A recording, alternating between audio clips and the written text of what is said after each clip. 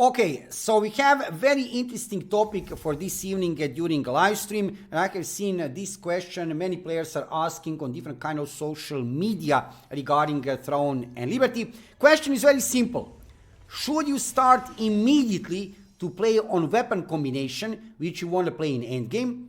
Or if you decide later to reroll on different kind of weapons, or maybe one different weapon, what will be the cost?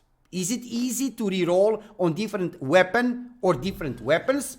Or should you immediately start with weapon combination? You will start to play, or you will play in endgame. Let's talk about this topic and you will see clearly explained here what are you losing and what will cost you if you decide to change weapon during leveling or when you reach level 50. Before we start, let me just say, subscribe to my YouTube channel to see more of Throne and Liberty videos in the future. So, if you are following my YouTube channel, then you probably already know that in Throne and Liberty, we don't have any classes. We have roles. You are determining a role of your character by picking combination of 2 different weapons. There is currently 7 weapons and 21 combination of weapons which will determine a role of your character. So for example, you can see here I'm currently playing on a longbow dagger combination of weapon. Now, if you decide to change combination of weapons or even one weapon, what will happen? I will show you now. So for example, I have reached now maximum level 55 in this game on these 2 weapons. And now I can show you here on this part of the user interface, we have skills. Now, each weapon have different kind of set of skills, active skills and passive skills. While you are leveling up your character, you are also upgrading your skills. You are going level by level up. That's not everything also. I can show here on this part of the user interface, you have here weapon mastery. While you are leveling your character, you are using different weapons which you are using, right? And you are also leveling up your weapon mastery. Now, I can show here an example of daggers. You can see here, right? You can see here my skills of the dagger. They are upgraded. Some of them yes, some of them no, right? And you can see I have here weapon mastery for the dagger on level 8. Now, what will happen, for example, if I go here and I decide to switch instead of daggers, I have decided to reroll instead of dagger, I'll put here sword and shield. So currently I have changed only one weapon. I'm playing now longbow, sword and shield. What will happen? I can show here immediately on the skills part of the user interface. I have get immediately switching to sword and shield. I have get unlocked all the skills up to level 55. That will be in global version of the game up to level 50. However, all of my skills are not upgraded. So now I need to upgrade all of these skills from 0. So I can get all the skills available immediately. I don't need to level up another character. That is fine. But my skills I need to upgrade. Is it easy to upgrade skills? So. There are mechanics regarding that. You are using special skill books to upgrade your skills. You need to have crafting materials. You need to have parchment. You need to have marine special ore. So it requires time that you upgrade your skills. Does it require a long time?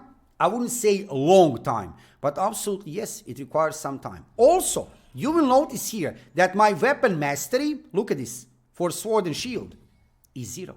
So yes, I would need to start again, right? I mean again, first time, right, for sword and shield. The more you use some weapon, you're getting this weapon mastery upgraded. That's the only way. There is no pay to win. There is no any kind of special material which you can craft. You need to play with this weapon to get your weapon mastery upgraded. So you can see, can you reroll to completely new weapons? I can change even my longbow.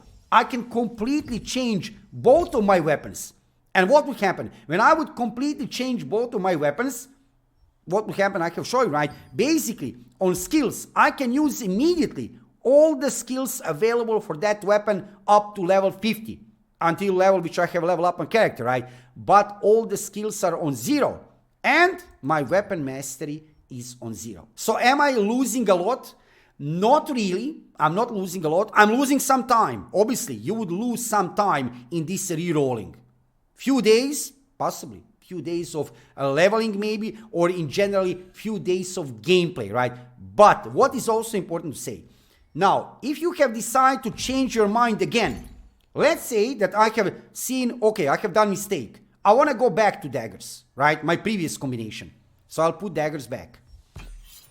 Daggers are back. Look what happened now. All of my progress is saved from before.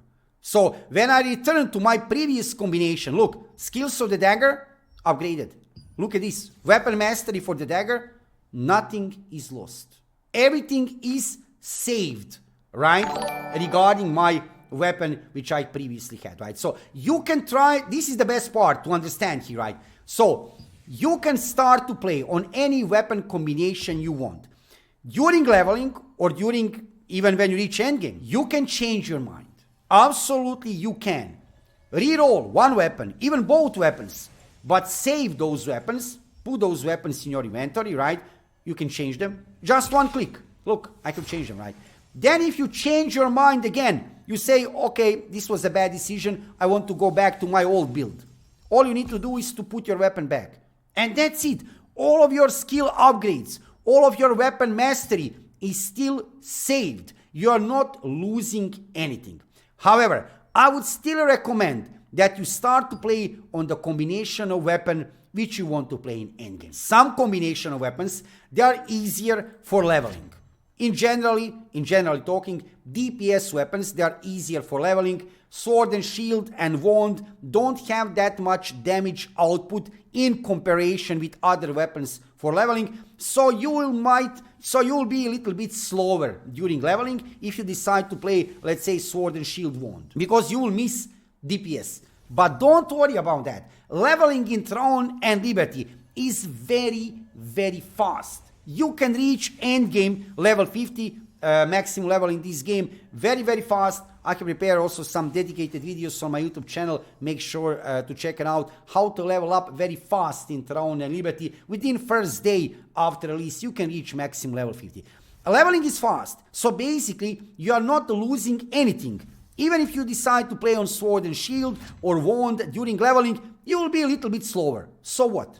It doesn't matter. Don't worry. You lose few hours, maybe day or two if you're a casual player, but you will still reach level 50 easy. And then when you reach endgame, look, when you reach endgame level 50, you can change your weapon. You can change your weapon, like I can show you, right? You're not losing anything with that. I mean, you're getting your skills, right, for new weapon on 0. But if you change your mind again, you want to return to that old combination of weapons, you can do that anytime. You're not losing anything.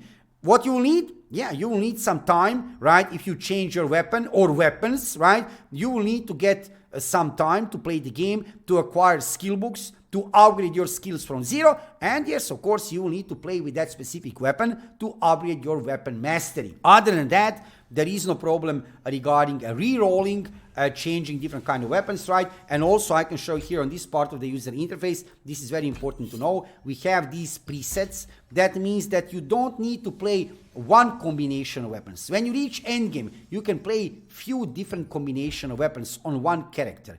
For changing class or changing role, you don't need alts. You can create alts for some other reasons. For example, farming Lucent. If you have time, you can create alts. Absolutely, you can do that. That is very useful because the Lucent is shared in-game currency. It's account-wide between characters. So you can farm Lucent on alts and spend everything on main character. However, if you want to change, if you want to play one character on a few different roles, you have these presets. With one click, you can change not only your weapon, you can change armor and your stat points. One click and you're completely different role. So in endgame, you can play on one combination. Let's say on preset 1, I can be DPS. On preset 2, I can put any weapon, any armor or change stat points. I can be tank. And on preset 3, I can be healer. Or maybe you want to put preset 3 for PvP. You can have preset 2 for PvE and I don't know, preset 1 for general gameplay or for siege. You can do that on one character, right? So you will play anyway. You will play anyway more than one combination of weapons in endgame. You will not play only 2 weapons. That will not happen. You'll play minimum 3, maybe even 4 weapons in different combinations. And that re-rolling is actually not that much hard process. It's not, but like I said, take in consideration that you will need to level up your skills from from 1 up, and you will need to level up your weapon mastery. But your progress, whatever weapon you have already used before, is saved forever. You don't need to worry about that. When you change your mind, you put your old preset back, you're getting all your skills back leveling, right? Whatever you have leveled up regarding your skills, it's saved, right? And regarding your weapon mastery is saved. You're not getting that erased. So I think that is now clearly explained regarding re-rolling weapons or weapon combinations in Throne and Liberty. Thank you for watching the video. Subscribe to my YouTube channel, follow me on Twitch, and see you soon with another Throne and Liberty video.